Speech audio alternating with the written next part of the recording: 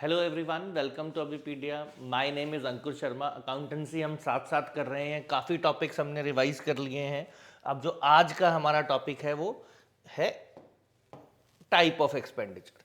तो type of expenditure जो है ये हम पहले भी कर चुके हैं, और जो जिन्होंने तो पहले मेरे साथ किया है उनका तो टारगेट होना चाहिए 10/10, और जो पहली बार कर रहे हैं उनको भी ये आना चाहिए, बिकॉज ये अकाउंटेंसी का बेसिक है। और अगर आपको ये नहीं, और इसमें से बहुत क्वेश्चन आते हैं, ध्यान रखना, ठीक है। तो अगर ये नहीं आता तो इसको पक्का कर लो, इसमें से क्वेश्चन आएंगे काफ़ी सारी। पता होना चाहिए अकाउंटेंसी में कौन सा कैपिटल एक्सपेंडिचर है, किसको डेफर्ड रेवेन्यू एक्सपेंडिचर बोलते हैं, और कौन सा जो है वो रेवेन्यू एक्सपेंडिचर होता है। खर्चे तो होते ही रहते हैं, बिजनेस करेंगे तो खर्चे तो होंगे ना। तो उन खर्चों को क्लासीफाई कैसे करते हैं वो हमें पता होना बहुत ज़रूरी होता है। तो benefits of a deferred revenue expenditure, अगर कोई डेफर्ड रेवेन्यू एक्सपेंडिचर हो जाता है तो उसके बेनिफिट्स जो हैं वो कितने ईयर तक लास्ट करते हैं। For a long period specified नहीं है, for 3 to 7 years, for less than 1 year, और फॉर एग्जैक्टली 1 ईयर। ये आपकी ऑप्शंस हैं, इनके अकॉर्डिंग आपने आंसर करना है। तो फटाफट से मुझे बता दो इनमें से कौन सा ऑप्शन होना चाहिए। अब तो आपको आना चाहिए, फटाफट बताओ A B C D इनमें से क्या होना चाहिए। तो देखो, आपको समझना है, इसमें तो स्पेसिफाइड नहीं है तो ये तो नहीं होगा ऑप्शन। लेस देन जो 1 ईयर बेनिफिट देते हैं उनको तो हम कहाँ डालेंगे, वो डेफर्ड रेवेन्यू एक्सपेंडिचर नहीं हो सकते, वो रेवेन्यू एक्सपेंडिचर होते हैं। 1 ईयर एग्जैक्टली अगर कोई हो जाएगा तो उसको देखना पड़ेगा वो किस टाइप का है, एग्जैक्टली नहीं बताया। लेकिन डेफर्ड रेवेन्यू एक्सपेंडिचर अगर कुछ भी होगा तो उसका जो आपका इंपैक्ट होगा वो हमेशा 3 से 7 साल तक पड़ता है नॉर्मली। तो उसको हम डेफर्ड रेवेन्यू एक्सपेंडिचर में डिफाइन करते हैं। उसका बेनिफिट जो है वो क्या मिलेगा हमें, 3 से 7 साल तक मिलेगा, ठीक है। Is a nature but it is written off, charge off to profit and loss account in more than 1 accounting period. एक से ज्यादा होता है। और इसका जो बेनिफिट होता है, जो भी आपका प्रोडक्ट जो भी आपने लिया है, चाहे आपने हैवी एडवर्टाइजमेंट एक्सपेंडिचर हो गया, चाहे प्रीलिमिनरी एक्सपेंसेस हो गए, चाहे किसी भी तरह के एक्सपेंसेस होंगे, तो वो 3 to 7 ईयर्स तक नॉर्मली लास्ट करते हैं। अब आपका नेक्स्ट क्वेश्चन है, ध्यान से रीड करेंगे, जब भी क्वेश्चन आएगा ध्यान से पढ़ना है। Cash lost 2 lakh due to theft committed by employee after business hours. चोरी हो गई, एम्प्लॉय नहीं की, कब की, बिजनेस क्लोज हो गया था, बिजनेस आवर्स खत्म हो गए थे उसके बाद की। तो रेवेन्यू लॉस में डालेंगे, कैपिटल लॉस में डालेंगे, डेफर्ड रेवेन्यू लॉस में डालेंगे, या किसी में भी डाला जा सकता है, अप टू द अकाउंटेंट या अप टू द मैनेजमेंट, कि किसी में भी डाल दो।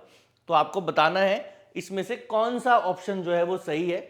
ध्यान से, अगर तो आपको ये मालूम है पहले, अगर तो ये मालूम है आपको कि एग्जैक्टली जो थेफ्ट हुई है, चोरी हुई है, वो इसमें पॉइंट क्या होता है, बिजनेस आवर्स से पहले हुई या बिजनेस आवर के बाद हुई। अगर तो बिजनेस आवर के अंदर अंदर चोरी हो जाए, थेफ्ट हो जाए, कोई नुकसान हो जाए, तो उसको तो हमेशा रेवेन्यू लॉस माना जाता है। लेकिन ये बिजनेस आवर के बाद हुई है तो इसको हम कैपिटल लॉस मानेंगे, ये आपने ध्यान रखना है। ये रेवेन्यू लॉस नहीं होगा। Theft committed either by employ or by outsider after business hours is a capital loss, ठीक है, because outside the trade and non incidental to business, business से रिलेटेड नहीं है और उससे बाहर है, ट्रेडिंग से बाहर है, ट्रेडिंग टाइम से बाहर है। If the loss had been caused during the business hours it would have been a revenue loss. तो ये ध्यान रखना है, इंपॉर्टेंट पॉइंट है, इसका हमेशा आपने ध्यान रखना है कि जो चोरी है अगर वो बिजनेस, ये इंपॉर्टेंट है, ये ध्यान से पढ़ना है इस क्वेश्चन में, कि पहले हुई या बाद में हुई बिजनेस आवर के, तो उसके अकॉर्डिंग ही आपने इसको क्लासिफाई करना है। अब नेक्स्ट क्वेश्चन आ गया आपका, देखो नेक्स्ट क्वेश्चन क्या कहता है। नेक्स्ट क्वेश्चन कहता है which of the following transaction is of capital nature, इनमें से कौन सी है जो कैपिटल नेचर की है।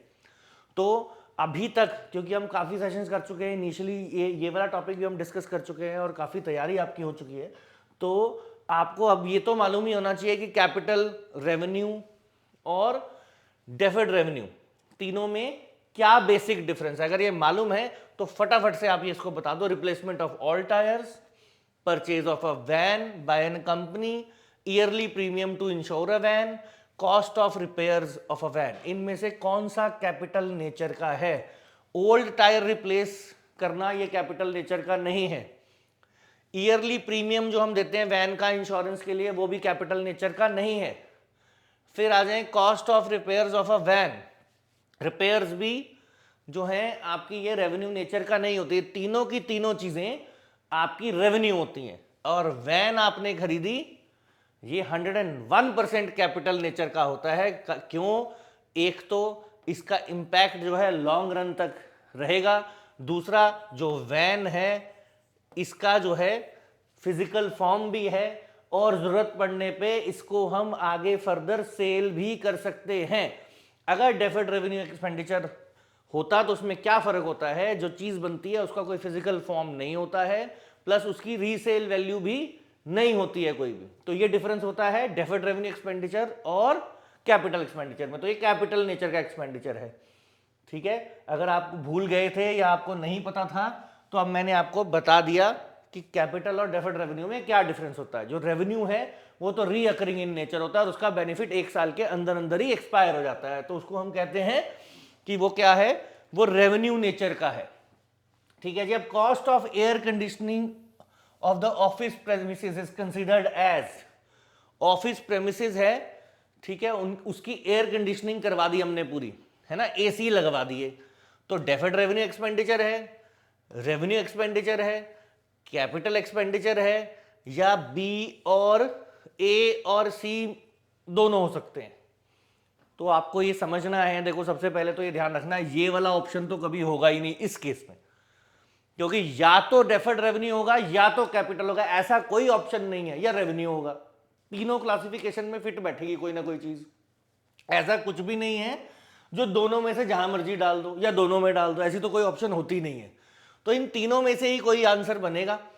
बताओ जी फटाफट से क्या बनेगा। Cost of air conditioning, air conditioner लगा दिए, चाहे सेंट्रली लगा दिए चाहे हर ऑफिस में कमरे में लगा दिए, वो उनकी मर्जी है। क्या है ये है कैपिटल एक्सपेंडिचर। क्यों है? वही सारी बातें, बेनिफिट लॉन्ग रन तक मिलेगा, और एसी जो भी आपने खरीदे हैं उनकी क्या होती है, रीसेल वैल्यू भी होती है और फिजिकल फॉर्म भी होता है। तो सारा का सारा जो प्रॉपर्टीज हैं उसकी कैपिटल एक्सपेंडिचर वाली हैं, तो हम कैपिटल एक्सपेंडिचर में इसको डाल देंगे। नेक्स्ट आ जाए हम, if 26,000 is spent on repairs of a second hand equipment, ₹3,000 is freight in connection with its acquisition, what is amount of capital expenditure। अब का कैपिटल एक्सपेंडिचर कितना है टोटल ये बताना है। तो अब ध्यान क्या रखना, आप बोलो कि सर आपने कहा था रिपेयर्स तो जो है अभी अभी बताया पिछले क्वेश्चन में, रिपेयर्स जो है वो कैपिटल इन नेचर नहीं होती, रेवेन्यू इन नेचर होती है, अभी पीछे क्वेश्चन किया ना हमने। तो आपने ध्यान रखना है वहां पे नॉर्मल रिपेयर्स हैं, ठीक है, जो हमें करनी होती हैं, cost of repairs of a van. उन्होंने ये नहीं बोला कि जो नई वैन खरीदी है उसको आपके ऑफिस तक पहुंचाने के लिए खर्चा नहीं दिया हुआ। देखो आपको समझना है, नॉर्मल रिपेयर्स जो होती हैं, है ना, नॉर्मल वैन की या किसी भी एसेट की, वो तो जाती है रेवेन्यू इन नेचर, पर यहां पे सेकंड हैंड इक्विपमेंट है, उसको खरीदा है, उसकी रिपेयर नहीं करवाओगे, उसकी रिपेयर नहीं कराओगे तो फिर उसको यूज भी नहीं कर पाओगे। तो उसको पुट टू यूज, उसको यूजेबल बनाने के लिए ये रिपेयर्स करी जा रही हैं। तो ये 26,000 कैपिटल नेचर का है, और 3,000 जो है फ्रेट है। फ्रेट मतलब उसको आपके ऑफिस तक या प्लेस तक पहुंचाने का खर्चा, वो भी इसमें जुड़ जाएगा। तो 29,000 जो है ये आपका क्या होगा, ये आपका इस केस में 29,000 जो है ये आपका आंसर बनेगा। 26,000 3,000 दोनों ऐड हो जाएंगे। ठीक है जी। अब अपना नेक्स्ट क्वेश्चन पे चलते हैं हम आज के। तो नेक्स्ट क्वेश्चन क्या है, सारा क्वेश्चन देखो, सारा टॉपिक ये इसी के ऊपर है। अगर आपको पहले क्लैरिटी नहीं है या आपने पहले नहीं किया है, तो अगर आप ये करोगे, ध्यान से समझोगे, इस वीडियो को देखोगे, तो you get an idea about deferred क्या होता है, रेवेन्यू क्या होता है। डेफर्ड ज़्यादातर हम कंफ्यूज होते हैं डेफर्ड रेवेन्यू एक्सपेंडिचर और कैपिटल एक्सपेंडिचर में, तो उसकी क्लैरिटी आपको हो जाएगी। अब क्या बोला, फर्म XYZ स्पेंट इतना on branding of a new product is considered as revenue, capital, both वाला ऑप्शन तो मैंने पहले ही बता दिया, होगा ही नहीं। अब इन तीनों में से बताओ, एडवर्टाइजमेंट करी है, ब्रांडिंग करी है प्रोडक्ट की फर्म ने, तो इसका बेनिफिट जो है कब तक मिल सकता है ये बताना है आपने, ठीक है। अब आपको समझना है, देखो ये जो ब्रांडिंग करी आपने न्यू प्रोडक्ट की, इसका बेनिफिट तो काफी टाइम तक मिलेगा। ब्रांडिंग मतलब देखो हैवी खर्चा किया है इसके ऊपर एडवर्टाइजमेंट, तो काफी टाइम तक खर्चा मिलेगा, ठीक है। उस हिसाब से अब देखो आपको देखना है, या तो ये क्या होगा, डेफर्ड रेवेन्यू एक्सपेंडिचर होगा। छोटा मोटा कोई एडवर्टाइजमेंट का खर्चा किया होता तो वो और बात थी, तो रेवेन्यू में डाल देते, ठीक है। छोटा छोटा मोटा खर्चा होता है जो, लेकिन यहां पे हैवी एक्सपेंडिचर किया ब्रांडिंग के ऊपर, तो डेफर्ड रेवेन्यू और कैपिटल। तो हम देखते हैं, देखो बेनिफिट काफी टाइम तक मिलेगा, ये दोनों का फीचर होता है, काफी सालों तक मिलेगा, दोनों का फीचर होता है। लेकिन इस ब्रांडिंग को करके ये जो आप कर रहे हो, इस ब्रांडिंग से हमारी कोई भी ऐसी चीज नहीं एक्वायर हो रही जिसका कोई फिजिकल फॉर्म हो, तो उस हिसाब से ये कहाँ जाना चाहिए, कैपिटल में। देखो कैपिटल में भी टेंजेबल इंटेंजेबल होते हैं ना, मशीनरी में भी, तो उसमें फिजिकल फॉर्म हो भी सकता है और नहीं भी हो सकता है।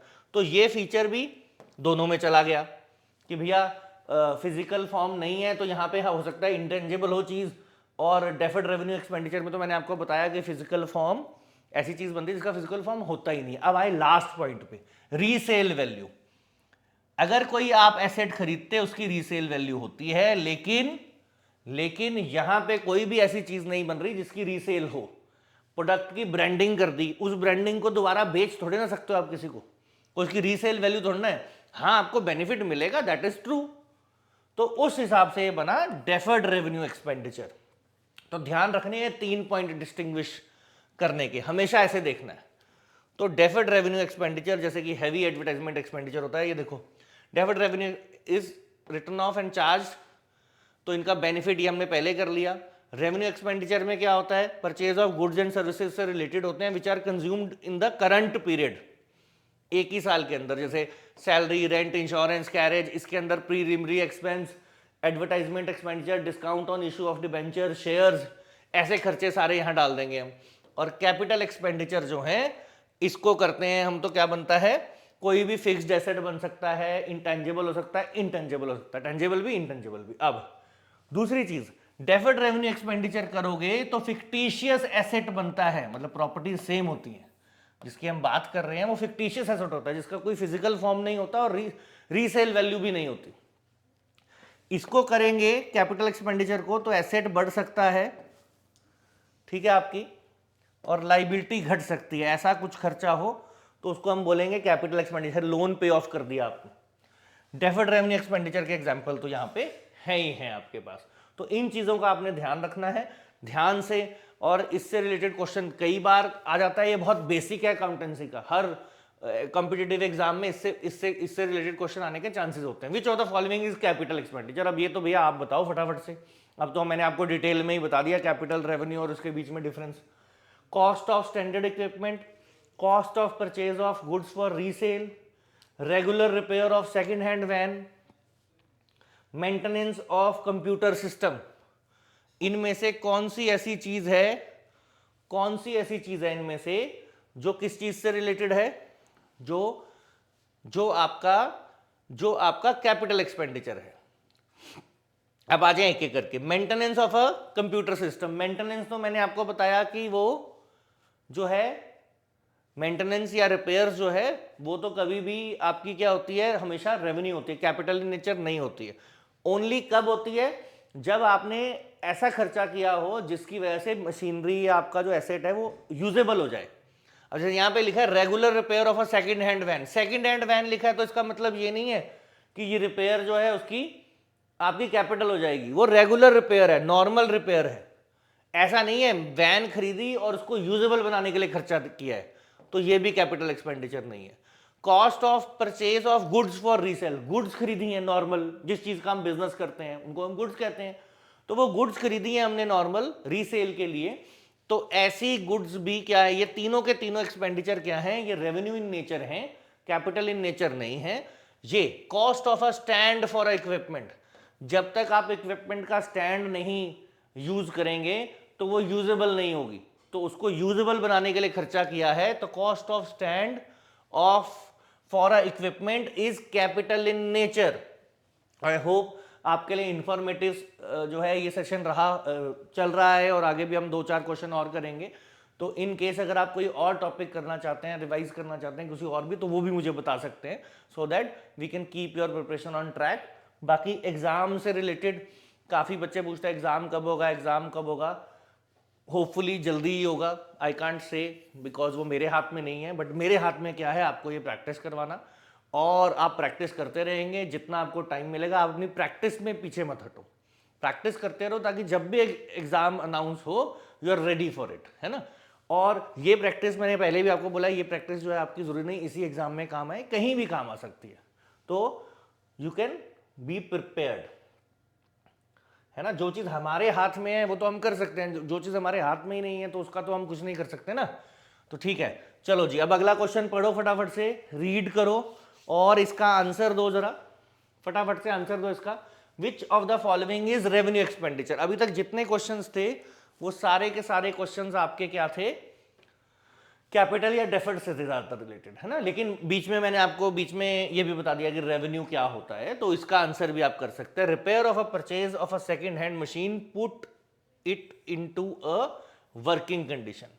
Preliminary expenses, legal expenses incurred for to acquire the asset, none of this. इनमें से कौन सा है जो रेवेन्यू एक्सपेंडिचर है, ध्यान से आपको पढ़ना है और मुझे बताना है, ताकि फिर उसके अकॉर्डिंग मैं देखूं कि आपका आंसर सही है या नहीं, या आप जब मैं बताऊंगा तो आप चेक कर लेंगे कि आपका आंसर सही है नहीं। टारगेट 10 on 10 होना चाहिए, बिकॉज अब तो हमने बहुत सारे क्वेश्चंस जो हैं वो कर लिए हैं, बहुत बार कर लिए हैं चीजें, है ना।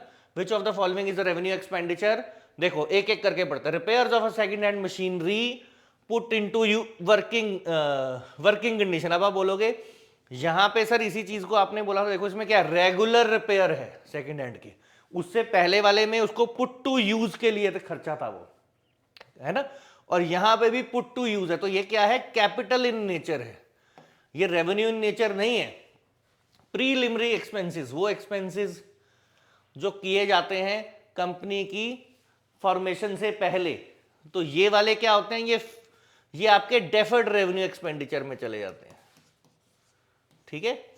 Expenses on formation of a company, for before the formation of the company, क्योंकि कंपनी बन गई, फायदा तो मिलेगा आपको सालों साल, लेकिन ये एक्सपेंसेस जो आपने किए ये वन टाइम एक्सपेंसेस हैं, लेकिन इन एक्सपेंसेस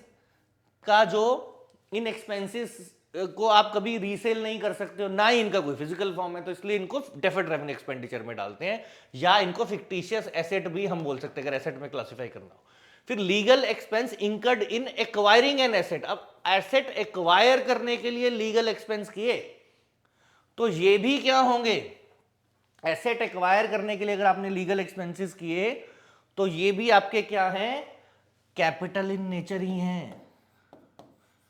ये खर्चा ना करते तो एसेट मिलता ही नहीं, एसेट मिलता ही नहीं तो उसको यूज नहीं कर सकते थे, ठीक है। तो इसलिए ये तीनों के तीनों एक्सपेंसेस कैपिटल इन नेचर हैं, इनमें से एक भी ऐसा नहीं है जो रेवेन्यू एक्सपेंडिचर हो, तो इसलिए डी, नन ऑफ दीज, ठीक है जी। अब next, uniform are supplied to employees and cost of uniform 82,000, it is a capital expenditure, deferred revenue expenditure, revenue expenditure. ये तो मैंने बोला ये ऑप्शन तो भूल ही जाओ, ये नहीं होती है, दोनों में नहीं डाल सकते, या तो इन तीनों में से कोई ना होगा तो कोई ना कोई एक होगा। इस सभी को आप इस एक ही ऑप्शन होगा, कंबाइंड ऑप्शन नहीं बनेगा कोई भी कि उधर भी डाल दिया इधर भी डाल दिया, ऐसा कुछ नहीं है। या तो कैपिटल, या तो डेफर्ड, या तो रेवेन्यू। बताओ जी, यूनिफॉर्म खरीदी है एम्प्लॉइज की। अब आपने सोचना है यूनिफॉर्म खरीदी, तो जो यूनिफॉर्म है आपकी, एम्प्लॉइज उसको डालेंगे तो क्या वो सालों साल चलेगी यूनिफॉर्म? ऑब्वियसली एक ही सीजन में खराब हो जाएगी।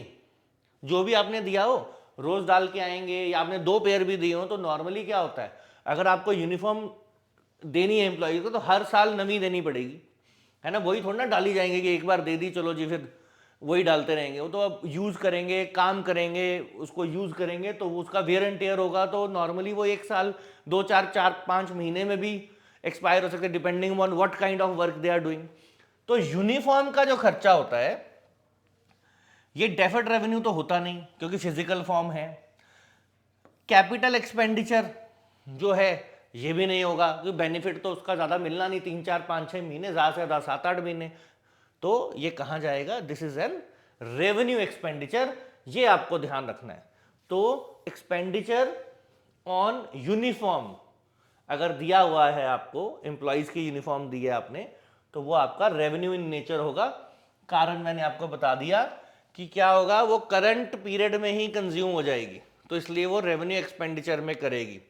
इसका बेनिफिट ये नहीं है कि एक बार यूनिफॉर्म दे दी तो वो खराब ही नहीं होगी, चलती रहेगी सालों साल, ऐसा नहीं होगा। फिर I travelling expense for a trip to Japan for purchase of plant and equipment. Easy है, फटाफट से आंसर कर दो। प्लांट खरीदा है, प्लांट एंड इक्विपमेंट खरीदा है, उसके लिए, उसको लेने के लिए, परचेज करने के लिए ट्रैवल करना पड़ा जापान तक, दूसरे कंट्री में, तो भैया रेवेन्यू है, कैपिटल है, डेफर्ड है। अकाउंट्स ऑफिसर विल डिसाइड, वो देखेगा भैया कहाँ डालूं, तो ये ऑप्शन तो नहीं है, अकाउंट्स ऑफिसर ने डिसाइड करेगा। आप ही देखेंगे, आप ही बताओ, क्लासीफाई करना है आपको इन तीनों में से किसी एक में। अकाउंट्स ऑफिसर का कोई काम नहीं, किसी सीए का, किसी का नहीं, वो ऑलरेडी रूल्स के अकॉर्डिंग करना है। रूल कहता है कि purchase of acquiring N equipment, cost, ऐसा कॉस्ट जो एक्वायर करने के लिए और अपनी एक्वायर करके उसको अपनी फैक्ट्री में या प्रोडक्शन हाउस में या अपनी प्लेस पे लाने तक का जो भी खर्चा होता है, जो भी खर्चा होता है, वो सब और सब कैपिटल एक्सपेंडिचर होता है। तो इस चीज का आपने ध्यान रखना है, ठीक है जी। तो आज के लिए इतने ही क्वेश्चंस थे हमारे। तो अगर आप पंजाबी लैंग्वेज सीखना चाहते हैं, ठीक है, तो पंजाबी भी आप कर सकते हैं।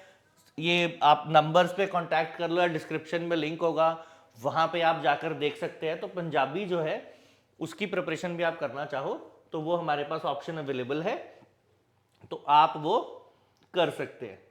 अब आज के लिए हमने इतने ही क्वेश्चंस करने थे। ऐसे ऐसे बीच बीच में कुछ ना कुछ आपको मैं रिवाइज कराता रहूँगा ताकि आप वेल ऑन ट्रैक रहो, आपकी जो प्रिपरेशन है आप भूल ना जाओ चीज़ें। एग्ज़ाम तो जब अनाउंस होगा वो हमारे हाथ में नहीं है, जब भी अनाउंस होगा मोस्ट प्रॉब्ली होपफुली होना चाहिए, क्योंकि अब तो काफ़ी टाइम हो गया है वेट करते करते।